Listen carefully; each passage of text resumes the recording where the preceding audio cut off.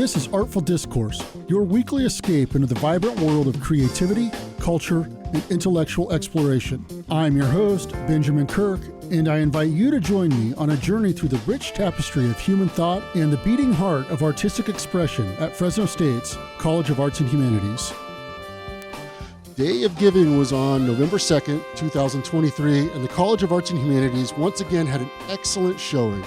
Preliminary numbers show that over $48,000 was raised from 280 gifts. A large portion of that was raised for the Dean's Council Annual Fund. The Dean's Council has a unique structure. About half the funds go to an endowed scholarship, and more than a dozen students across the college's departments receive scholarships every year. The other half goes to the Dean's Discretionary Fund. This is used for student books, tools and supplies, publications, music production, computer, electronic equipment, software, and research activities, and as we'll learn today, curriculum development. Today we are joined by Dr. Tara Hashemi, Assistant Professor of French at Fresno State. Through the Center for Education, Resources in Culture, Language, and Literacy, which is providing leadership and financial support, she is developing a French language curriculum that aligns with the United Nations 2030 Agenda for Sustainable Development and its 17 Sustainable Development Goals. The project is funded in part by the Dean's Council Annual Fund and your Day of Giving donations. Dr. Hashemi, welcome. Thank you. Thank you for having me. And we are also joined by phone by Dr. Beatrice Dupuy, Professor of French and Applied Linguistics at the University of Arizona and the co-director for the Center for Educational Resources in Culture, Language, and Literacy. And is the acronym CIRCLE? Circle. CIRCLE, okay. And she is serving as the lead on the project. So welcome to you as well, Dr. Dupuy. Well, thank you for having us.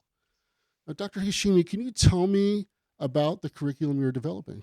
Sure, yes. So this is a project that, as you said, is funded partially by the Dean's Council as well as the Title VI Center Circle in collaboration with Dr. Dupuy from the University of Arizona. And it's a project that will take place over the next 3 years where we will be developing a curriculum for the basic language French programs. We will be developing material that will be accessible to everyone and free for use for other programs as well, French program around the country as well. Oh, wow. So this is actually free. Yes. Well, it is funded by Circle, which is a Title VI, an LRC, Language Resource Center. And so thanks to them, this material will be made available for everyone for free. Who are these courses aimed at? Is this high school, undergraduate, graduate level? University. So level. undergraduate, first year, second year French curriculum. Yeah, I think that we're definitely developing this for with a college audience in mind. But I think somebody, just because they're open education, these materials, this curriculum is going to be open access. It could also be used in high school French, where the teachers could actually tailor the curriculum to meet their needs in that particular context and students of that age group. Now, open access, I've been hearing this term a lot. This is kind of a new concept that's growing across academia. Can you talk a little bit about that, what that is, what that means for students? Sure. Yeah, so sure. So it's part of the open education movement, and you can license these materials in different ways. So some of these materials are more open than others, especially if the curriculum or content creators want to make sure that their ideas or their understanding of, in our case, of language teaching and learning is kind of respected and doesn't take the material in a way that's kind of different from what was originally conceived as.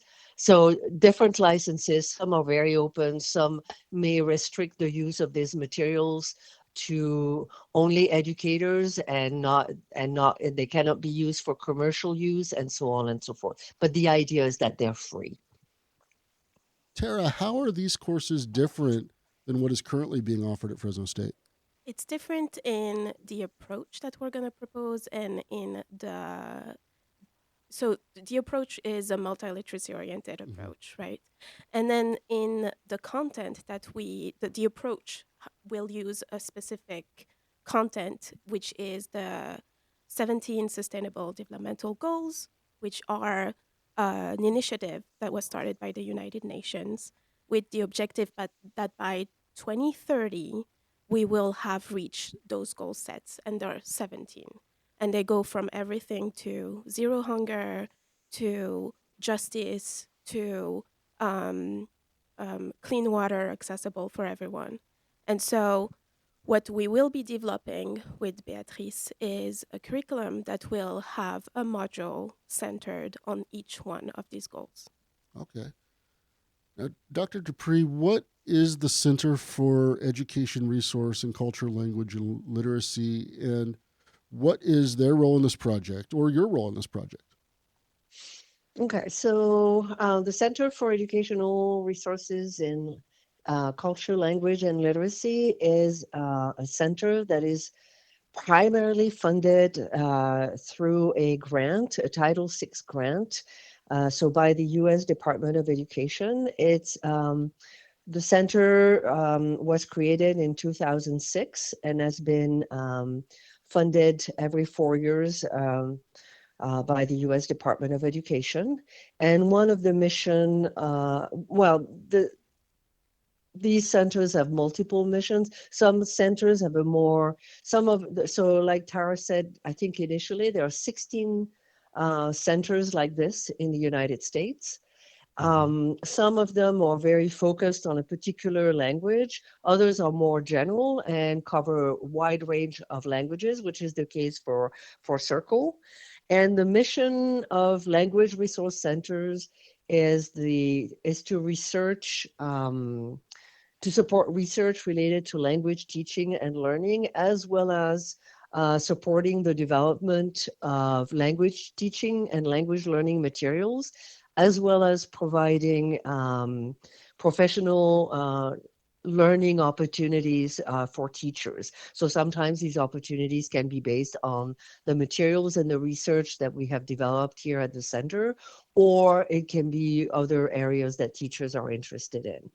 So your next question was about my role. So my role at Circle is that I co-direct it Mm-hmm. with another colleague here at the University of Arizona, Dr. Chantel Warner.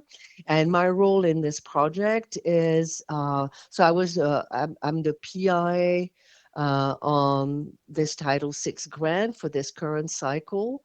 And Tara and I had been talking about developing such a project for a little while, and we had kind of tested the water Mm-hmm. with her classes, and students showed a really deep interest in these issues.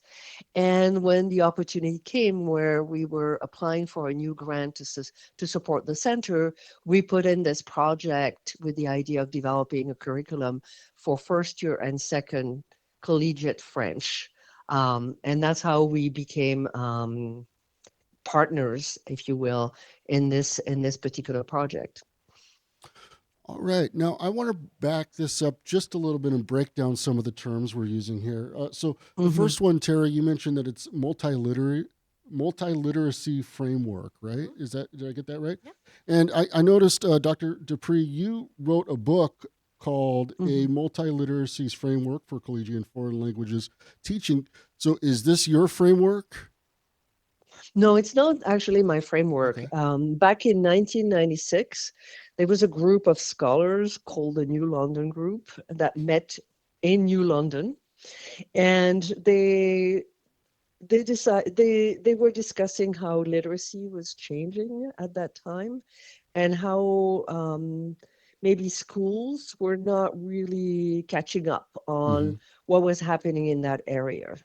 Literacy at that time. And sometimes when you say the word literacy, um, the first thing that people think is reading and writing, but usually in more standardized forms and more kind of print-based kind of text. Mm-hmm. And what that group was saying is that literacies were changing rapidly, not only because there was a greater linguistic and cultural diversity in the U.S. context, but you could look at it also more broadly worldwide. But also things were changing in that it was the becoming technology was increasingly um, pervading our lives and bringing new forms of literacy. And therefore, we needed to account for that as well. So things were changing. And I would say back in the early 2000, the field of foreign languages kind of caught up on this notion and adopted. So there was another book that came in at that time that was focusing on literacy and foreign language teaching by Richard Kern. And so that's when the movement in foreign languages picked up on that particular notion of that we needed um, to increase text-based instruction in language education, and that we needed to deal with this text. And these texts were not only literary in nature or print in nature, but that we needed to account for the wide variety of texts that were available to us. And that included multimodal text, either printed text, but also digital text as well. Okay. And then let's talk a little bit about the United Nations 2030 Sustainable Development Goals. And there were 17 total, but it looks like you are focused on just a few of these, if I. No, so Oh, for now, right? yeah. As Beatrice said, we've been testing the water a little bit with the students and their interest and how addressing those goals would be like in a classroom. Eventually, we will be addressing all those goals when developing the curriculum. But so far, yeah, one of the goals that we've been working on a little bit with the students was zero hunger. That's goal number 2 from the United Nations. And the way we brought it in the classroom was giving students different articles about food waste, but also food deserts. And so students, what they had to do, and those articles were in French, students had to read them and just, get to know more about those issues. And then throughout the semester, using different assignments with different goals, they developed infographics addressing either food waste or food deserts. And the results were amazing. Students were really engaged and really related to those issues. And that made us, want to do more of that. The other reason why, the other the other inspiration for this project was that in 2019, Fresno State actually made a pact with the United Nations and joined the Global Compact, right? So as a campus, we became, and I'm sure people here at Fresno State can relate, we are doing a lot to become more sustainable and be more aligned with those ideas. And so the idea here that with Beatrice, what we're developing is that why not address these issues also in our language classroom, and here more particularly in our French classrooms, and have students critically think about those issues and, provide possible solutions.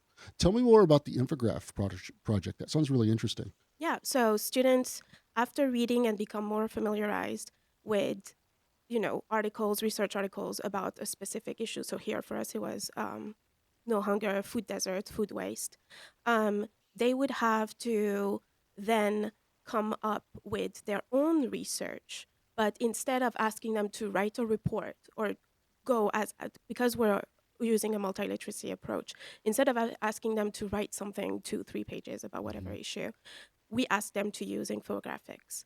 And that required them to not only summarize, the ideas they had in an infographic form, which was difficult for them, but at the same time, what I would do in the classroom is provide them actual infographics that would address those issues so they would have examples of how an infographic works. So, an infographic, as I'm sure you can all picture, is very minimum text, a lot of images, a lot of symbols in order to convey an information, a piece of information, in order to convey information in this very different genres that is infographics compared to writing a paragraph or a text about it. Right. That's really cool. Now, that was a project that covered the zero hunger, and I imagine that could be used in other areas too. But do you have any other examples of how the sustainability goals are used in the curriculum? Yeah. So for the another project that we did with another class was focused on objective number 13, which is climate action. And here students were reading more and researching more about air quality. And I remember it was a semester where we had a lot of fires. So the air quality, specifically in Fresno, was terrible. So students were so the whole topic was climate action, but we kind of geared towards air quality naturally. That's what students wanted to take action on and do research on. And so with that, they read more about air quality and air quality specifically in Fresno and what that does to your health. And so they developed again infographics, and they were all we have a bunch of samples of them. They were all very different in what really concerned them about air quality and what that means long term and what they can do to maybe address those issues. Dr. Dupuy, do you have anything else to add?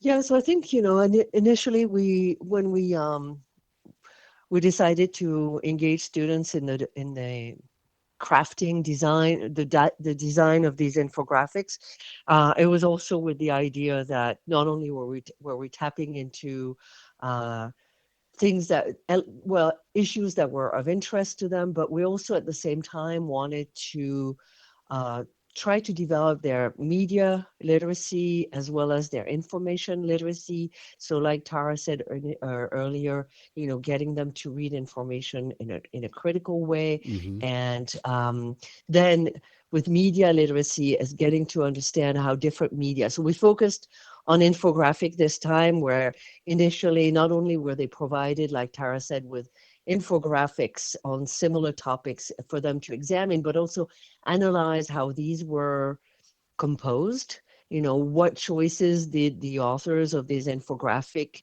make, and why did they think they made these choices, and kind of think about audience. So that was another thing that students had to think about in the design of their infographic. Who were they talking to? Were they addressing peers, or were they addressing maybe people of their parents' age, or who were they trying to um, share the information that they had gathered with? So that was one thing. But we would not. I mean, in the curriculum project, and Tara and I have already kind of started talking about this. Both our campuses are Adobe campuses. Mm-hmm. So we would want to get them not only to work with infographics, but also maybe do some video work, as well as some maybe website design work and so on. So really focusing on media, information, and also digital literacy as well. Yeah, and you were reading my mind on that because that's kind of what I was thinking. I was thinking, Mm-hmm. wow, you can really open this up to Absolutely. a lot Sure. of different formats, Mm-hmm. video presentations, just Mm-hmm. just all kinds of things rather than the standard write test, Exactly. write Yeah, and test. that's the main objective really Right. here is to again like bring that into our classrooms and have them think critically, but not right develop their multi-literacy and not Yeah, just go it from really spurs your creativity as well. yeah. Yeah. Mm-hmm. Yeah. And having Adobe and have it be accessible Yeah, for and free to our students is Mm-hmm. like a huge Yeah. plus.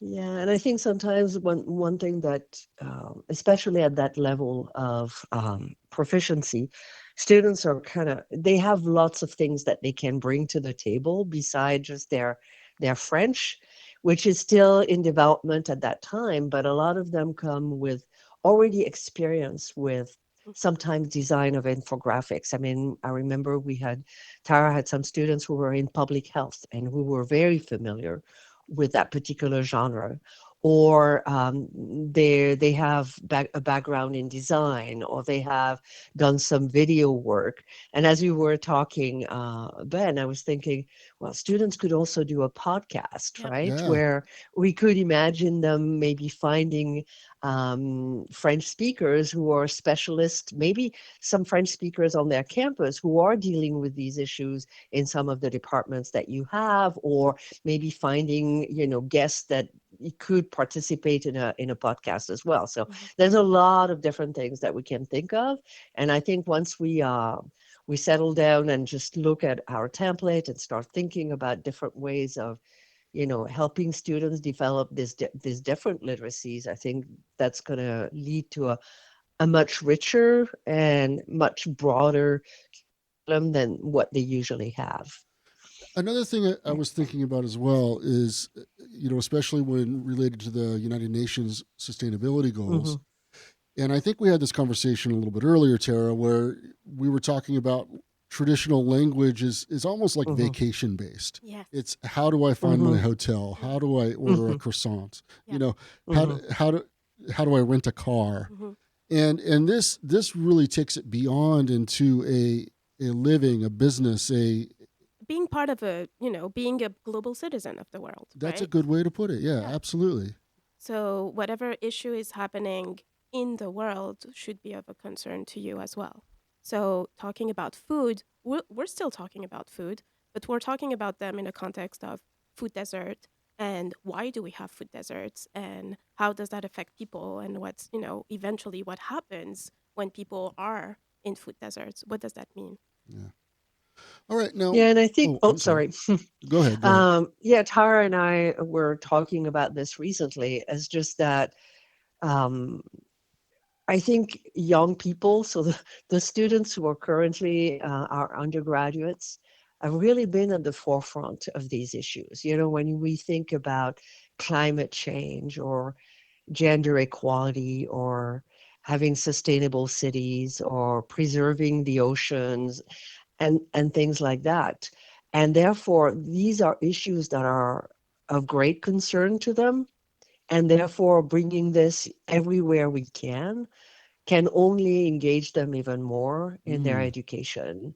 And, and I think also with these goals, we can, again, bring this variety of text. As Tara and I were talking about recently, is that not only can we bring journalistic text or scientific text, but we can also bring literature, because there has been poems and stories, but there are also films on some of these issues. So I think it's just, we can tap in lots and lots of different things with this particular curriculum. It just sounds like a much more holistic approach. Absolutely. Yeah, that's amazing.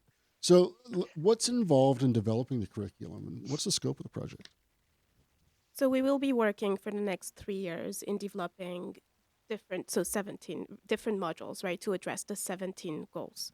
And so we hope to be done by spring of 2026 and make it available to anyone who is interested.